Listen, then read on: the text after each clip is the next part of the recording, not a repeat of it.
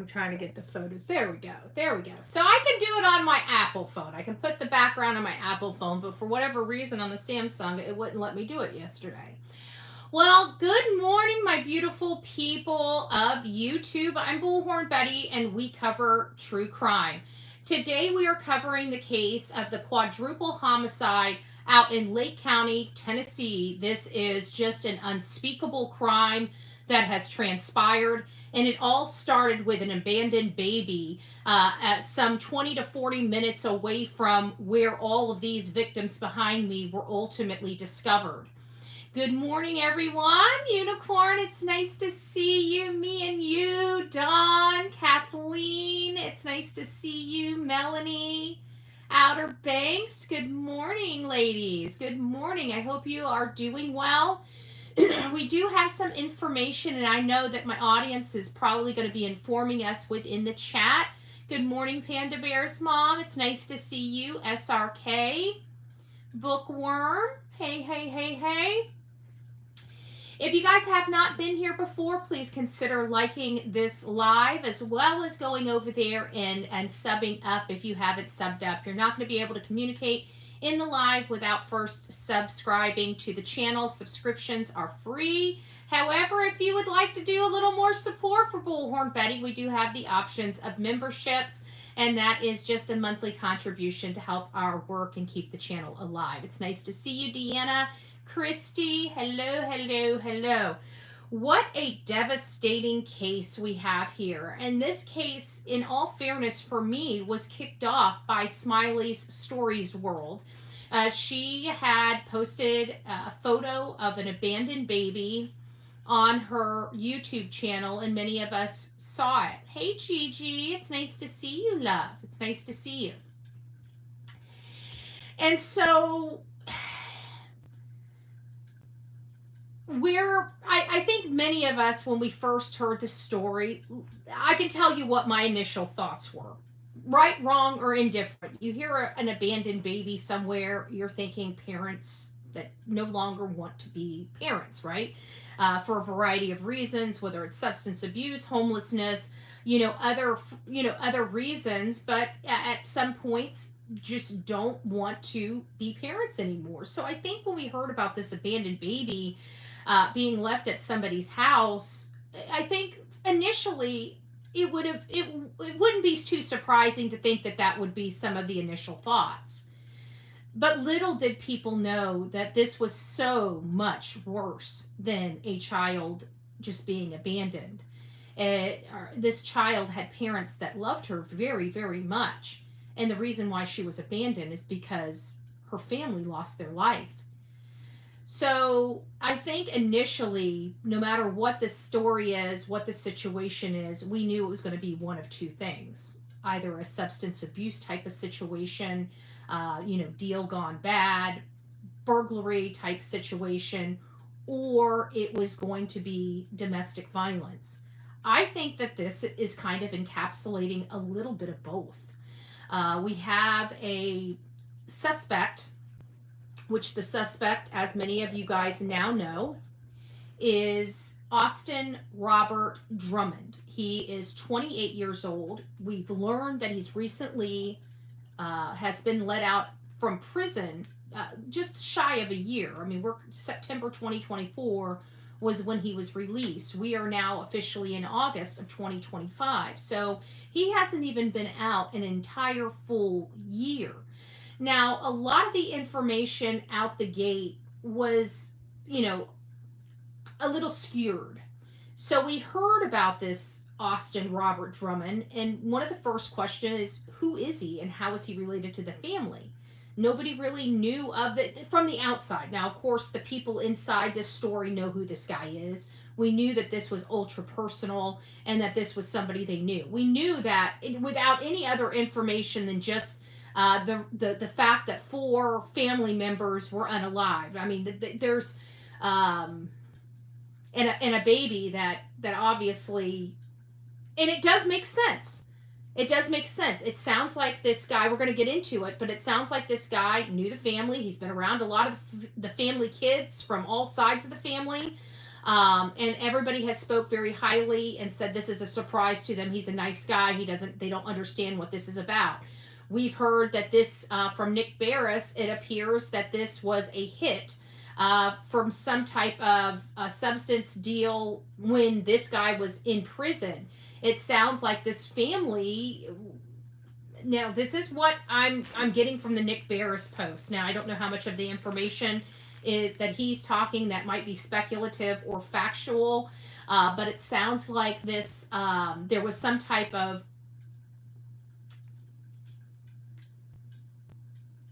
importing of substances into this penal facility, and that brings me over to our next slides, because this guy has been charged with the manufacturing and the possession of meth. Okay, you guys see that with an E right there? So we have this substance aspect, this illicit substance aspect to the story.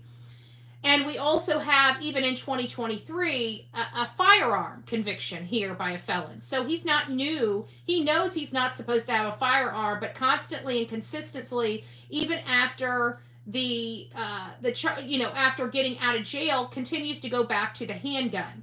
Now, a month later, after these charges, he was actually charged with first-degree attempted homicide. Now, this is the person that these folks are bringing around themselves. We found out that Cortney Rose, two of her children's fathers, are in prison. So I'd have to say, in all fairness, and this is not to victim shame, this is just to understand the case, they lived a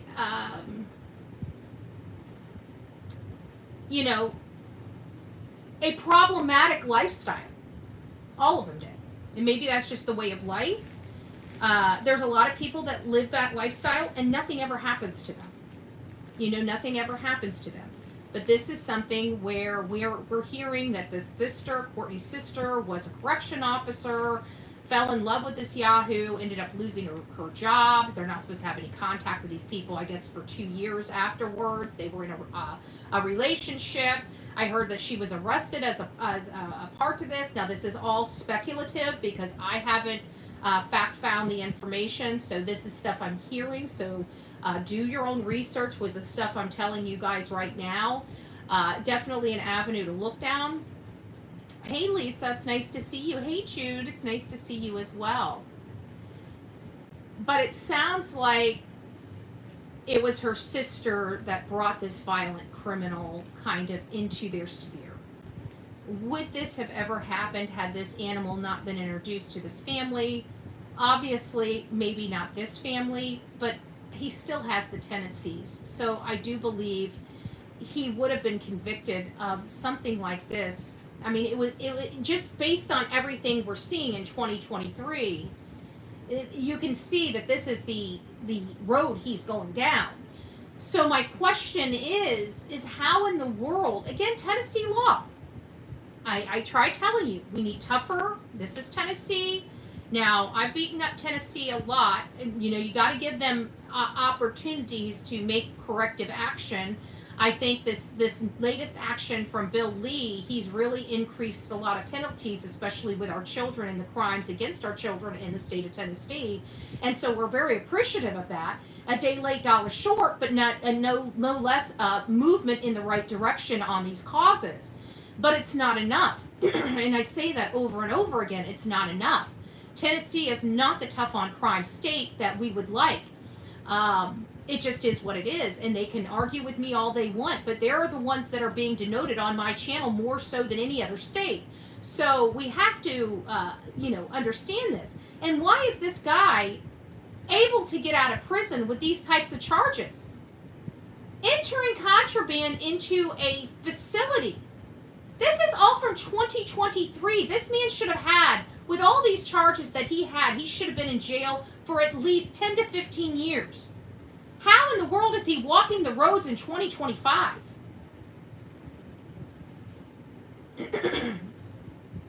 Well, I'm giving you the background of the victims. It doesn't really matter. No matter what kind of lifestyle they were living, they didn't deserve to lose their life. They are absolutely 100% victims here. But my bigger question with this whole conversation is, how in the world was this man able to walk around out here with the rest of us? I do too, Cassie. I do too. Yeah, he's like he's a rat. I don't know. That's, I'm hearing that there was something going on inside the jail there. And people keep thinking that, these things, there's no crime, there's nobody harmed when substances are introduced into facilities. These people, the reason why they're there is because of these substances and the atrocities that they've committed in many cases while they've been on these substances. I don't care if they're in there and people think that there's no harm to anybody. They're locked away. They can't hurt anybody. Okay? Well, I guess this diffuses that argument. Because these animals still have to get out at some point. And do we really want drugged, fueled, crazy people that have been locked in dungeons for years to be out on the streets like this? We need to be making sure nobody gets anything, that they can't get anything to even make frickin' wines and booze in there. They're not doing enough. These people are not going in here. I mean, look at this guy. Let's look at his prison life. Let's look at his prison life. Look at all of this. He's living life. If you look at some of the other photos, he's got pizza delivery there, a computer on his desk, a cell phone that he can take pictures throwing up gang signs while he's in prison in Tennessee. Governor Bill Lee, do you kind of understand why the rest of us are kind of having problems here? He's supposed to be in maximum security. How is he ordering hot pizzas from outside to get in? Why isn't anybody concerned, a guy that's been manufacturing substances, having some kind of money to have this kind of food supply in his personal cell? How is he getting the money to buy all this? This stuff costs 10 times more than it costs us to go to the grocery store. I think it's completely wrong because these people don't make a lot of money, and I feel like it's, in all fairness, some portions next to slavery, that these people get the crap that's served to them at these prisons. It's not healthy food despite what they tell you. I don't give a crap what they tell you. The crap that they serve these people is next to dog food. And so for them to get actually decent food, something that costs us like the Chinese rice that you throw into the microwave that we can pick up from $1 at Winn-Dixie, they're charging the people that are in prisons $5 and $6 for the things that you can get for $1 in the store. Now, I'm sorry, you know who's suffering when these people go to jail and prison? Their families. So do you think charging them $6 for a $1 product is really hurting them? No, it's hurting their families that are sending them money, and I think it's bullshit. Now, I don't think that this guy should have been out. I damn sure don't think he should have some facility like this. This right here, that's how you trade for things. Right? This is their cash. And he's flaunting his cash all over prison. I have a problem with that. People that understand this have a problem with this. So again, it brings me back to why nobody, while he was in prison, thought that this right here was odd. I think it's completely odd. Nobody should have this this is expensive stuff. If this right here, I guarantee there's at least $200 to $500 worth of stuff here from inside the jail. $200 to $500 worth of stuff right there, or more. How does somebody that's in prison get this kind of money? There's obviously something going on. This right here is a red flag to me if I was a prison guard.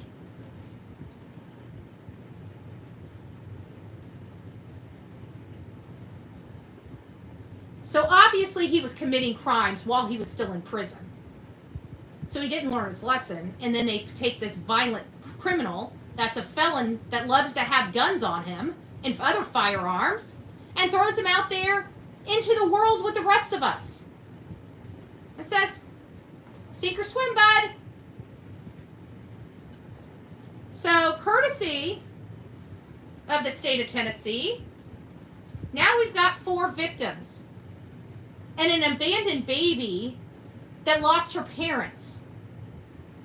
And that is the courtesy of the horrible laws in place in the state of Tennessee that we have been arguing about almost 5 solid years.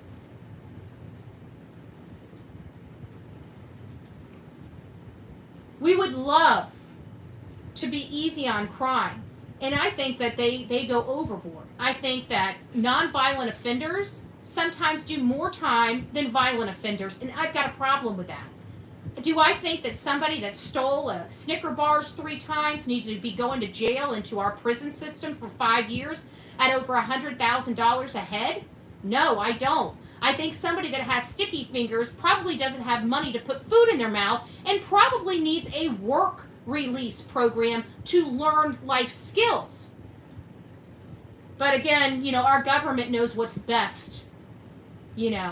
While they're privatizing our prisons so somebody can profit off of people's tragedies in such a disgusting way.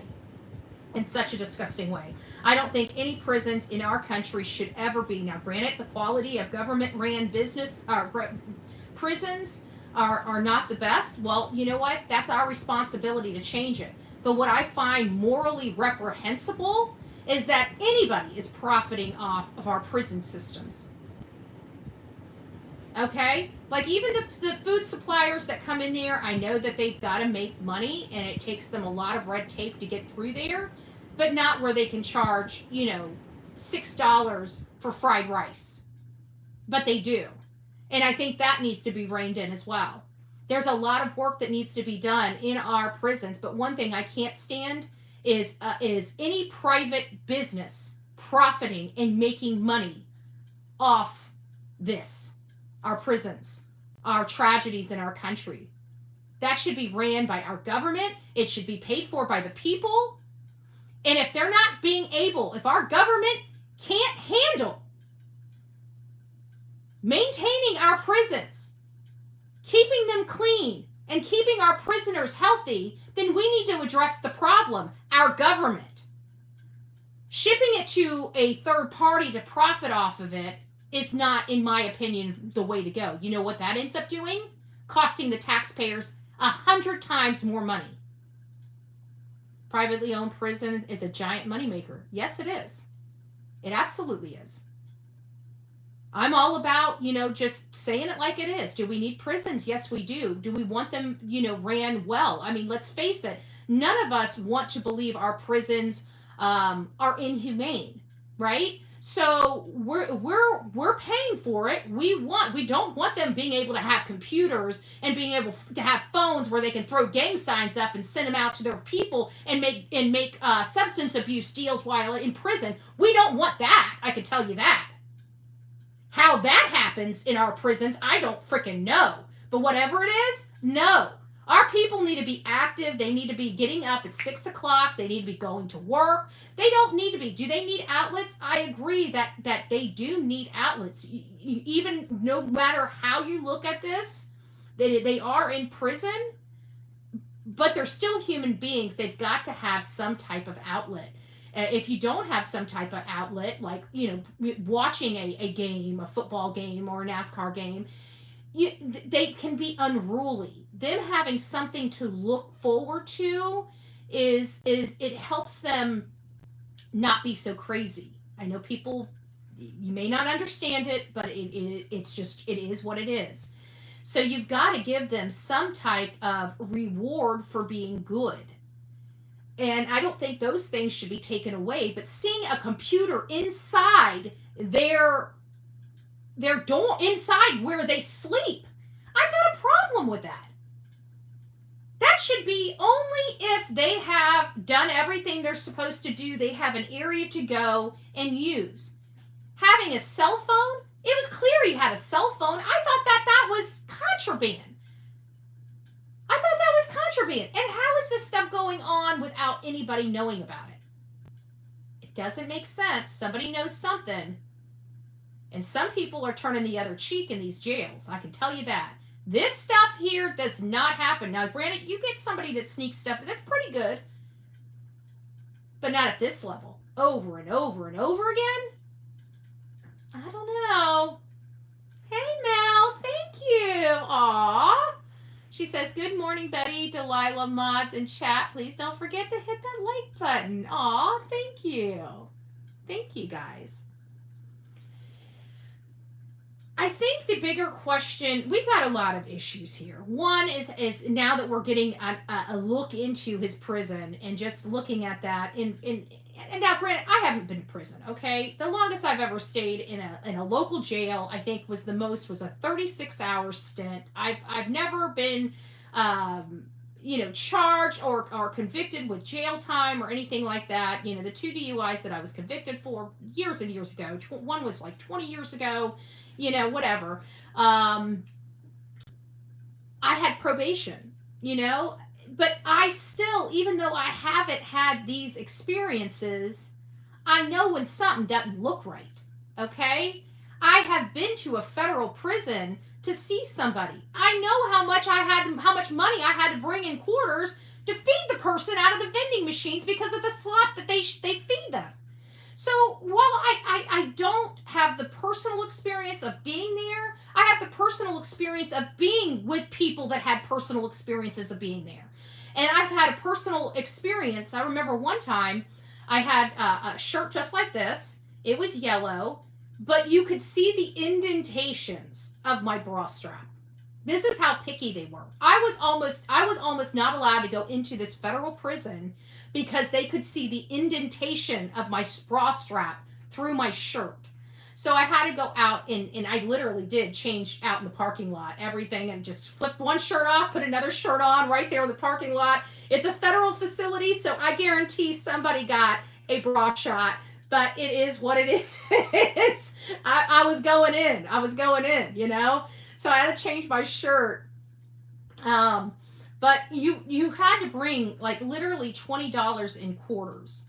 That was, I think, the most that you could bring in was $20 in quarters, or maybe it was $20 in singles and $20 in quarters. I can't remember. I was only allowed to visit for an hour and a half, and $40 or whatever. It could have been $20. I can't remember exactly. It was either $20 or $40 that I brought into that facility.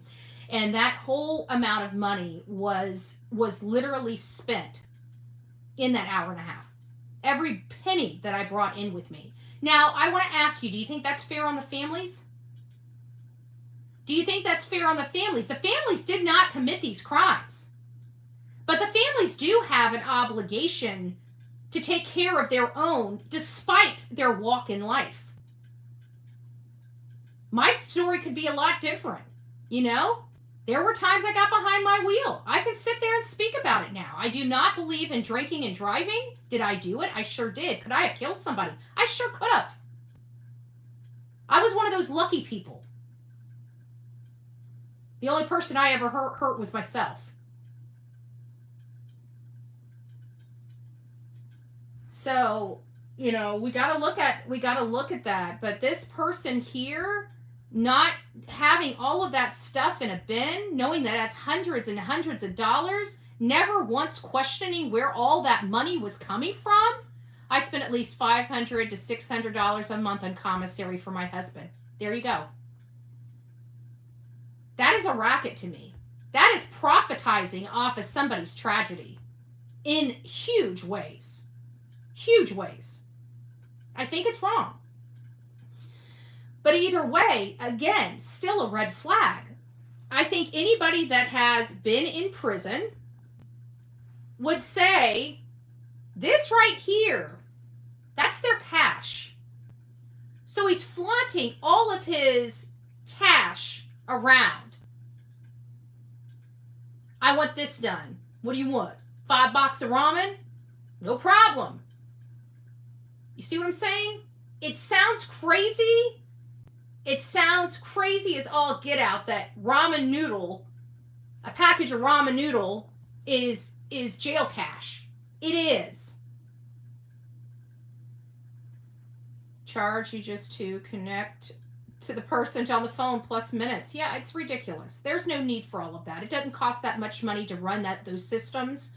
It doesn't cost that much money. Like it should be nonprofit, dollar for dollar, right? You get $1, you pay your people whatever you need, but this is beyond. This is well beyond that, in my opinion. But we're kind of going on a tangent. At the end of the day, how is this man? Now let's go through his charges. Distribution of math with an E. The actual manufacturing that math, the distribution of that math, the distribution of that math with a firearm, and introducing those substances into a penal facility. Okay? Felony, felony, felony, felony, felony, felony, felony. 5 felonies there. Okay? I don't believe in stacking, but some people do. Okay? And then a month later, you get an attempted homicide? And what was the other one? More substances? Was it more substances or let's see, attempted homicide and entering contraband into the facility? What was that contraband? Most likely those substances, no? So how in the world did this guy, how was he arrested for all of this stuff in 2023 and able to walk out of the prison doors in 2024?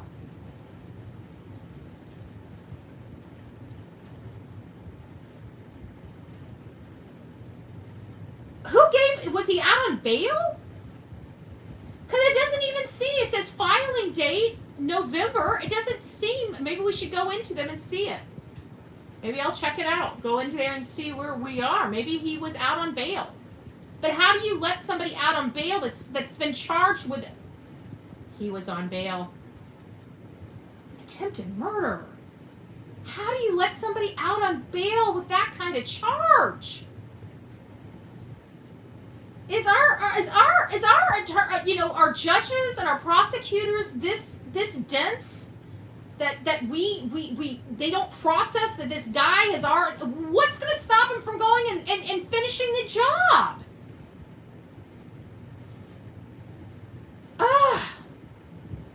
This is the age of crims, but I get it. But golly, come on, Tennessee.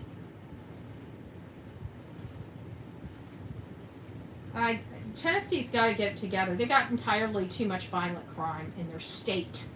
This is a state problem. Their culture there sucks. When they're too busy. They got too many small towns there with too many good old boy clubs that think they run the crap, and they're so busy patting themselves on the back and giving themselves a raise that they're not there, protecting their communities. They like being in those positions, but they don't like doing the job that those positions require.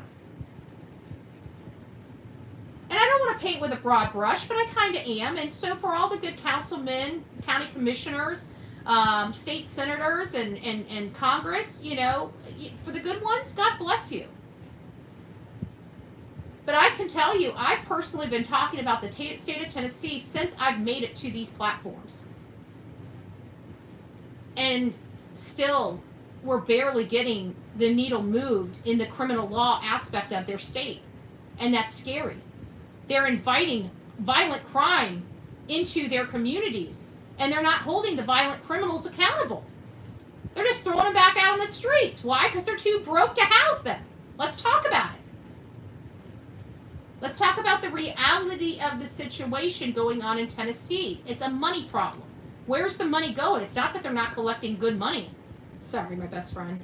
Sorry about that, guys. Hopefully you guys can hear me. I was getting a text message.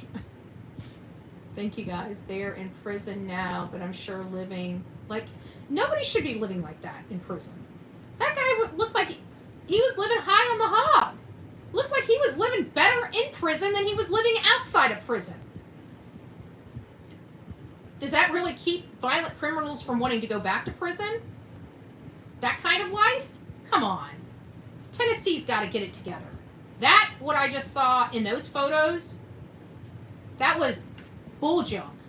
Oh, baby Yoda. And all the sex offenders want to move here. They do. T for Christ, it's nice to see you. The real me too. Tennessee needs to be over. We've been trying to do that, you know. We've been trying to do that for a while. We've been advocating since Hawkins County, because Hawkins County is another good old boys corrupt county, you know. Ronnie Lawson should have been fired a long time ago, but all you can do with a community is lead them to water, right? You can't force them to drink. You can't force them to take their blinders off. You can't force them to do what's right for themselves, especially when they're so used to everything being the way it is. You can't convince them that there's a better tomorrow. Some people, the known versus the unknown is what prevents them from moving forward. And Hawkins County needs to get rid of Ronnie Lawson. He's corrupt as shit. Look what he did for his son at the peril of little kids. You know, he is not a sheriff to me. He's a piece of shit. He's a criminal right along with his son. That's how I look at him. He turned the other cheek while his son was diddling with kids. That's not okay for me. That's not okay for me. And gave him a sweetheart deal to boot. That man he should have been ran out of office when that deal was done. And those people in Hawkins County just sat idly by and let it happen, doing nothing. You know, I can't fix that. I can't fix that. All I can do is say that there's a lot better. You don't have to deal with that anymore if you don't want to. But clearly they just keep wanting, you know what? They're never going to have true law and order in Hawkins County until their criminal in chief, their sheriff, Ronnie Lawson, is removed. So we have billboards going in my city going out for justice for murder victims. Yeah. And now we got people actually bringing the bodies into Tennessee now, you know, because everybody knows it's the if you want to get away with it, it's the name that Tennessee's got, and they're not doing enough to change it. Lawless, yeah, YouTuber Ronnie Lawless. Yep. So, and then you go over to Sumner County, which the biggest mistake they ever made was hiring, Sheriff Snuggle Struggle. That was literally the worst thing they could do. But we're getting in there. We're going to get in there. We're going to do the flyers. We need to get in Kentucky. I want to make sure, because Mitch McConnell's trying to instill one of his puppets, and we need to make sure his puppet is not put into Kentucky. I want nothing to do with Mitch McConnell or anybody, and I mean anybody that supports him. I want Mitch McConnell and all his cronies out of Kentucky. Out of Kentucky. That'll be when we can kind of start liberating some of the Kentucky crap. He's been in office too long. I went and looked back, and it's like, you know what? These people that are running our country have been running our country for 50 and 60 years. Can we, us younger folks, agree that they've got to be outdated just by the sheer amount of time they've been in office? I'm just saying. We need new leadership in the USA, okay? Get out there and vote, okay? Everybody. I don't care who's in office. Just make sure it's a different person. Just make sure it's a different person. Hello, Brown Chicken. It's nice to see you. I blocked Devlin Tate's family over the weekend on Facebook. Long story. I have a feeling why. You might have. Reach out to me, Panda Bear's mom, and by email and fill me in on the situation. But I have a reason. I have an idea why that would be the case. I really do. Yeah, don't forget. She's saying Betty for president. I just to let you know, everybody, it's humorous. I am not running for any type of office. Will never run for office. I remember when I first broke out here in Manatee County, they were all looking at me, asking me, is she trying to make a bid for office? Are you kidding me? I don't want to have these politicians' jobs, okay? They got to deal with people like me. I don't want to deal with people like me, right? So, no, I'm not running for any type of office, but I'm equipped to running people out of office, right? And that's what we're doing. We're running the bad out of office, okay? I'm not running for office, okay? I'm just bringing the bullhorn and the torches, okay? That's all I'm doing. That's all I'm doing.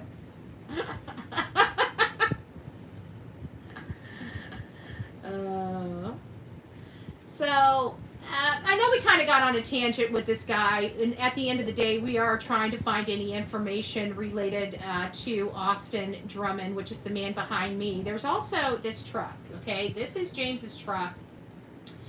We don't know where it's at. From my understanding, this truck is missing. And it is believed after these homicides that Drummond got into this truck and took off.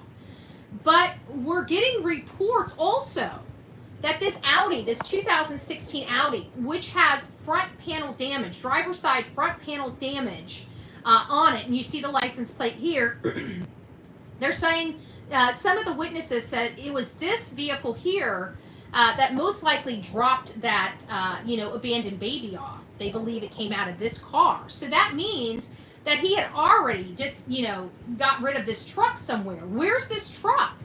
They believe that Drummond is driving around in the Audi as opposed to the pickup truck that was the father of the abandoned baby's vehicle. This is the father's vehicle. And they have not found it. So they found Cortney Rose's vehicle, and they found Braydon's. I think Braydon's was the Charger, if I'm not mistaken. And again, it comes back to the question of why is a 15-year-old, unless there's another older uncle, why is a 15-year-old driving around in a Dodge Charger? Again, more red flags for me, okay? For me, just saying.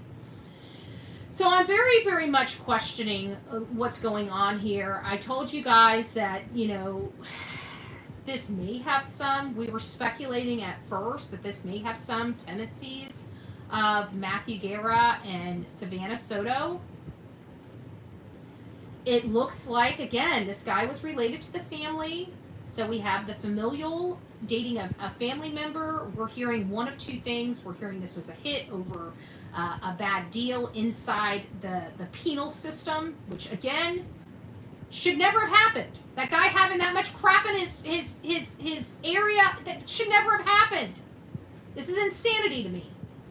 But either way, sounds like something may have happened inside that jail that ended up getting James, I think they call him Michael, a hit. And when the hit was executed, all of them were. That's what we're hearing from Nick Barris. We're hearing also in the back of information that they're the mom, Cortney, and her sister's mom or grandmother had recently passed away, and there was an inheritance, and that inheritance had been withheld from the sister, and he was coming to collect on it. So we do have several different stories, completely different stories from one another going on behind the scenes. Which is true? I really don't know until we hear from law enforcement. I have a tendency to side more with Nick Barris because of him being a Tennessee reporter. He probably has some connections, and this is all assumptive, okay? That doesn't necessarily mean that is true, that Nick's is, and I'm explaining why I'm pandering more to Nick's statement than any other, is because he didn't really want to state it without it coming public. You could see the hesitation in his response when he was letting it be known what was going on. And with all of these introduction of contraband into a penal facility, it does kind of support what Nick has released, as opposed to the rumors that I'm hearing from people I don't know. You guys know me and Nick Barris' relationship is a love-hate relationship. I have nothing personally wrong with him. I have, I don't know him personally, so I have no dislike for Nick Barris on a personal level, okay? But on a professional level, I was really upset at his attack upon me, which obviously made me point out some glaring defects, that way. So it's never a good professional relationship when you kind of do that. But either way, I still don't believe that he's this horrible reporter. I believe he, is where he is today because of his reporting. And I have a tendency to believe that he wouldn't have made that statement without having a really good understanding that most likely is what happened. So in small town Tennessee, we now have people taking out hits on other people while in prison. And we're able to accomplish the death of 4 people, including a 15-year-old boy. That's a kid. I truly believe now the reason why Austin Drummond did not hurt that child was not because that child was special to him.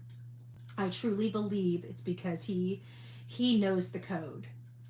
And had he hurt that child, he would be dead man walking inside that prison. I believe that that's the only reason why he did not harm that child. But let's face it, he harmed a child. There was a 15-year-old boy that was innocent, and at the end of the day, that's still a kid, and that's still against the code. Period. It's still against the code. Not to the same degree, but it's still against the code. So he's still going to have problems going in there, despite what he thinks or believes. While I wish I had, some connections that I once did, I do not. Thank God. By the grace of God, I do not. I have different types of connections, good connections, not the bad kind. But if I still had some of my connections, who knows? Who knows? He might be, who knows? Who knows? I don't watch Fox News or CNN. I kind of gave, I used to love Fox News because they were kind of the only people that were kind of sticking up for, because President Trump got a horrible shake at everything, and we're realizing to the extent of what it was. But either way, I understand people don't like him, may not like him. It neither here nor there. But that's the only reason why I really cared for Fox News. But at the end of the day, I caught Fox News, even some of the people that I love and respect, misinforming. And it doesn't matter why you're misinforming. I don't care. I'm a pretty fair person. So if I don't want people being misinformed from one side of the aisle, I don't want them being misinformed by the other side of the aisle. I don't see why we can't just, tell America the truth about everything and just let the American citizens decide what they want. Right? I mean, that's really is. I mean, we're putting all these people in office to have our decisions and our opinions heard, but yet none of them tell us the truth about anything because they have a narrative. They want to push what they want to push through. So they have a vested interest in deceiving the public. We need to change that in America. We need to hold they work for us. They should not be allowed to lie to us. I'm sorry, they just shouldn't. There should be laws in place to prevent our representatives. They need to be held to the same fiduciary standards as our financial investors that we trust with our retirement. Because we're entrusting these people with our future. Sorry, not sorry. All right, we're getting a way off base on this topic of conversation, but it really upsets me because I just can't figure out for the life of me how this man here was ever even released from jail. How could somebody that has all these gun charges, felon in possession of a firearm, introducing contraband into a penal facility, and attempted murder, including the manufacturing, distribution, and possession of a controlled substance, meth. What in the world was this judge thinking?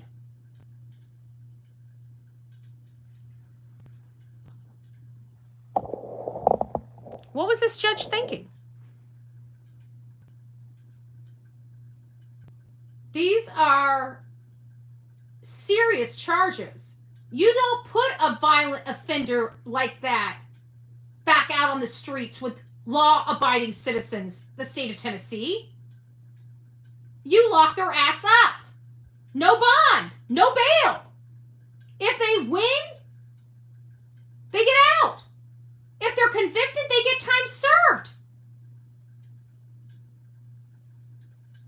A thug that they let out. The state of Tennessee is just, they're failing. The state of Tennessee is failing. They've got to do more, and they got to do more much quicker than they're doing it. So, if you're in the state of Tennessee, it's time for you to get your little behind out there, start looking at your politicians, start learning about your politicians. Do not go for the mailers in your mailbox, all right? The people that can afford mailers in their mailbox are bought and paid for. Let's be honest. Ditch the mailers, listen to them, trust your gut, get out there and vote, and believe in yourself to create change. Something has got to happen here in the state of Tennessee. Again, I like Bill Lee. He's been in office for a little minute too. Why aren't we seeing more changes? Just saying.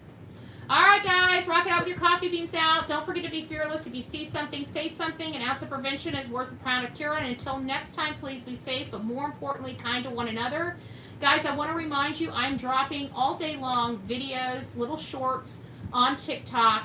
We did a lot of breaking news on this case yesterday. And so if you guys want breaking news and you are on TikTok, now for the family that's not on TikTok, it doesn't really help you, but for those that are on TikTok, if you'd like to come over and watch the breaking news, go over to TikTok and look for Bullhorn Betty.